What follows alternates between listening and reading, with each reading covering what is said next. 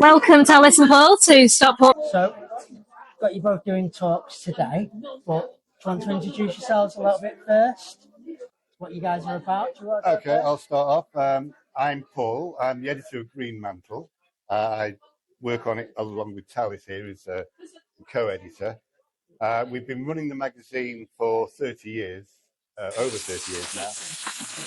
We've been involved in paganism and the occult for 50 odd years. Well, separately, but yeah. Yeah, I mean, we had a great affiliation with the Doreen Valiente Foundation charity, set up by John Bell and Page to celebrate the life of Doreen Valiente. John has always been a great friend of the magazine from its earliest days, and we've worked constantly with them in their projects. As I say, we've produced a couple of books. We've done The Mountain and Stream, which is very well received. And we've recently published The Immortals by Kenneth Johnson, who was a prolific writer on the occult, and he left us his estate. And this book is actually an amended version. We were lucky enough to find a complete version of this annotated book in the archive that he left us. So, true to our word, we actually published it on his behalf. So that's another thing. Tallis is currently working on a book about alchemism and alchemy, which is basically her talk this evening. I'm working on two books at the moment. One is a follow-up to The Mountain Stream, and the second is a biography, or kind of a biography, of my old high priestess, Barbara Brandolani, and the Hermetic Order of the Silver Blade, is what I'll be talking about tonight. Without, just like most of us didn't know we were pagans until we found out the word. Mm-hmm. Likewise, I didn't know I was an animist until I found out the word. But I always have been.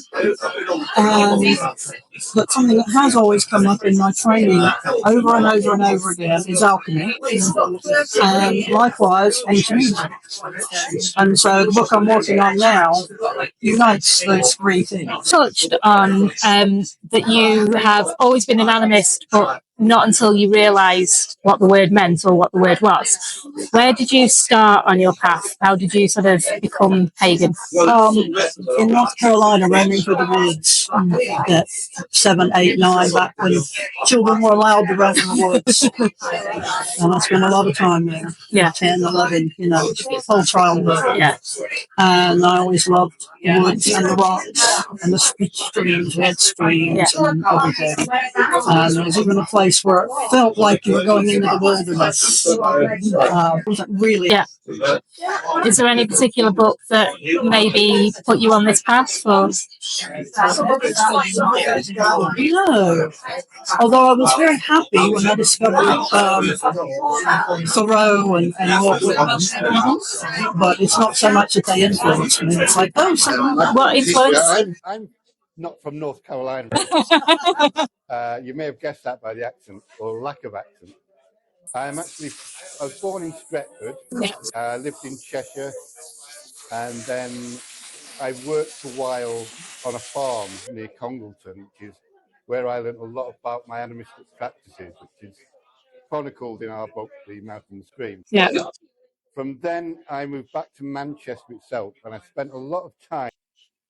And after a few years there, I moved to Essex, where I was working on a magazine called Gates of Anoon. And then I moved to Brighton, which is where we started Greenmantle, where it started off. And it was originally a kind of a cooperative group of artists and craftspeople. And we started the magazine by accident because the late Sam Campbell, who sadly died early this year, was putting out leaflets and information sheets for a pagan organisation he was working for, which was also in effect jointly with the Pagan Federation. And unfortunately, the festival we was at was actually blown away by the weather. We had gales and storms, and most of the stalls and tents were blown away. And we were the only one who had a stable bender. And we had all this stuff on our table. I said, I'll come back and pick it up. And he never did. And so we had all these people asking us about what's happening in the Sussex area with regards to paganism and witchcraft. And we said, we don't actually know, but if you give us your name and address, we'll get any information we get to you. Well, Tam never came back. We had lots of names and addresses, and we had to put forward a newsletter. And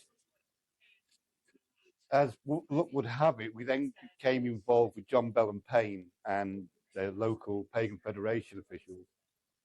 And this newsletter turned into a magazine very, very quickly. And suddenly it just kept going. 30 years later, we launched it back in May.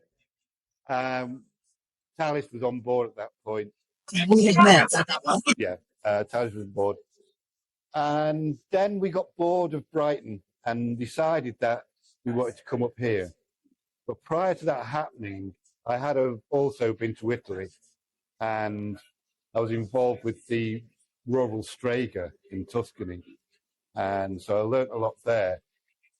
And when we came back, I wanted to put it into a book with all my other experiences. And it was Tallis who realized the connection that was there that I couldn't get, was that we had to be in the land. It was all to do with animism. And so we moved up here and we were instantly within the land and working the landscape. And the book just fell into place that way. And we've been doing the same sort of thing ever since.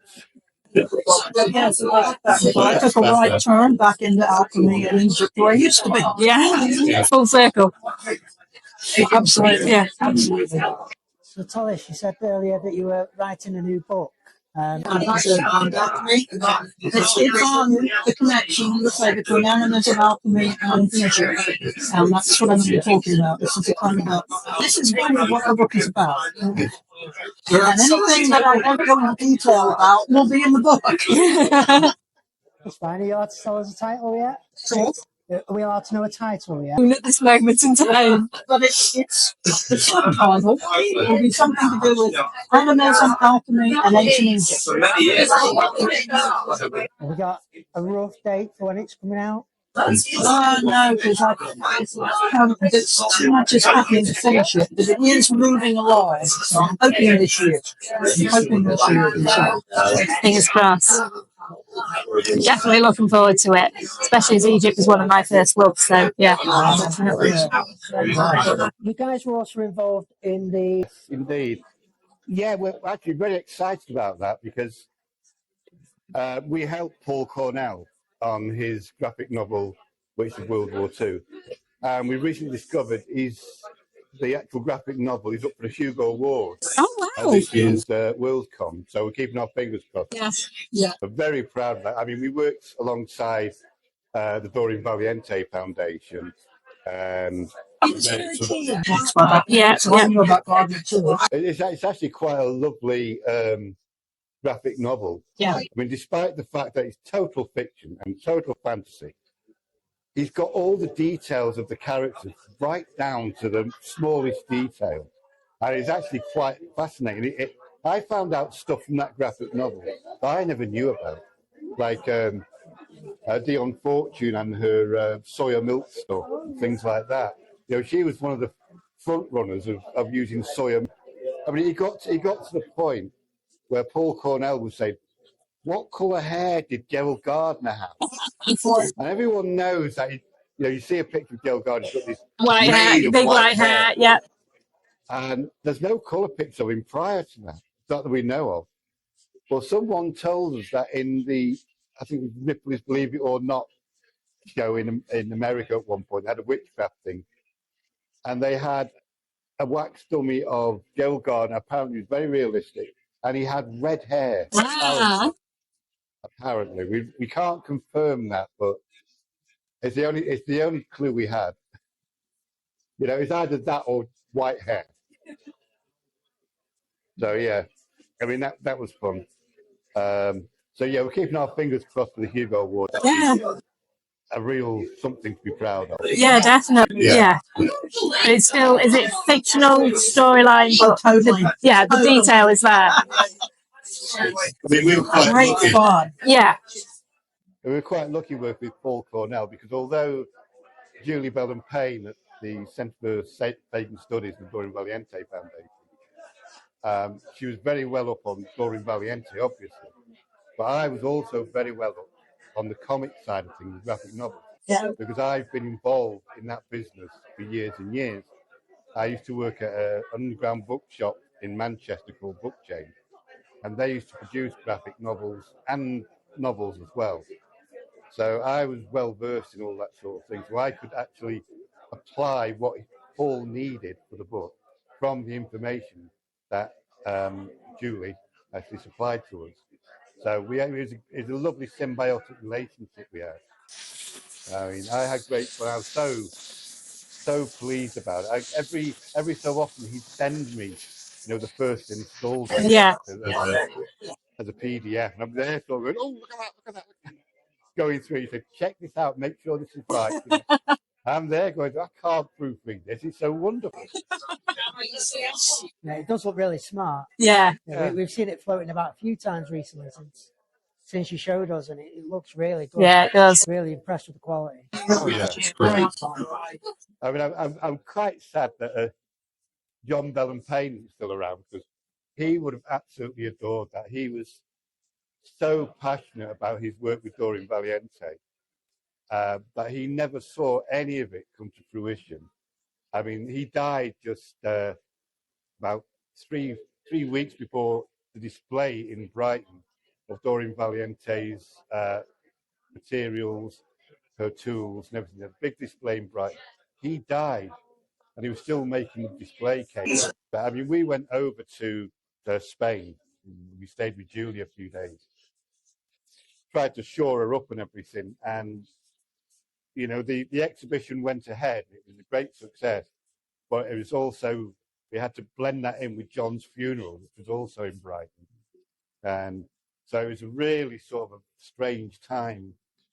He never saw any of his hard work come to fruition at all, and that's the biggest tragedy. And he's always been a great influence to me, and I've always said the magazine carries on because it's got a little bit of John in it. He's part of it. Yeah. He's very much an intricate part of it, in actual fact. So, yeah. So, how do people get hold of the Green Mantle magazine then? Well, we've got our website. You can subscribe there. Search the Green Mantle. And your mountain stream. We also have a Facebook presence, so we usually have it available to buy on Facebook as well as from the website, and various events that we go to. It's all been going very well of late, and it's unfortunate that we're considering or trying not to put the prices up slightly, because the postage prices now have gone right through the roof. It's incredibly crazy. I mean, to be fair, a few years from I think $3.75 to $3.50. I actually cut the price because we were able to produce it in house, and we can do it very cheaply. So we try and keep the prices down to a bare minimum. We don't make profit. I mean, Tallis would tell you, if I had my way, it'd make a loss. I'd give it away free. But that's my. I have the same mindset as John had. I just want to get it out. Get it out there. Yeah. The work is important. Yeah. Not the money. I think though anybody that reads it will get value out of it. So I'm sure most people would be happy to pay a little bit more. They wouldn't want you going out of pocket for it. Well, and I certainly. I always feel guilty about charging people. the only way into the red, getting the equipment back we have again. To make sure we can pay for the production. Yeah. Basically, I'm even against that, really, But and how often does it come out? Twice a year. Twice a year. Yeah, not rain and summer. Yeah. Yeah, we were quarterly in the early days, but it really became very difficult to get contributions from people. I mean, especially before the internet, the people we had writing for us would send it to us in longhand, and we'd have to retype it into the word processor, and it was tedious to say the least. In fact, at one point I was going to shelve the magazine. I thought, that's it, I've had enough. I can't be doing this. It's too much hard work. And the moment I did that, I got about 24 subscriptions. So I thought, I can't stop now. Somebody's telling you to keep going. I've got to keep going. And it's always been the way. Whenever I've tried to shelve it, nope. You shelved it briefly. You shelved it briefly about the time we met. When we relaunched it, like I said, I had a bit of a watershed and decided to relaunch it. We gave away a free DVD with it called Haxon. And John Bell and Payne actually came over to the relaunch party from Spain to be with us for the relaunch. He was that sort of guy. He supported us every inch of the way. And sort of like, I couldn't just leave it at that. You know, John wanted it. So it carried on. Yeah. Gives me somewhere to put my writing. That is true. That is true. Another good point, well, of course, yes, we had email. Yeah. People could send articles. Yes. And we could just copy and paste them without the use of scissors and prick sticks. So that was the joy of it, and the joy of it. The computer age certainly helped. I mean, if you see the old issues that we had, were horrendous. You know, you could see on some of the early issues where there was a picture, you could see a little line down the side where the sellotape was. Oh, almost. And it was hard work. But technology certainly helps. It does sometimes. It definitely does. Well, thank you very, very much for your time and for your interview. Can't wait to hear both talks. I'm looking forward to that this evening. Yeah, absolute pleasure. Talk to you all evening. But... Yeah, we have a moot to run. Yeah. And you two have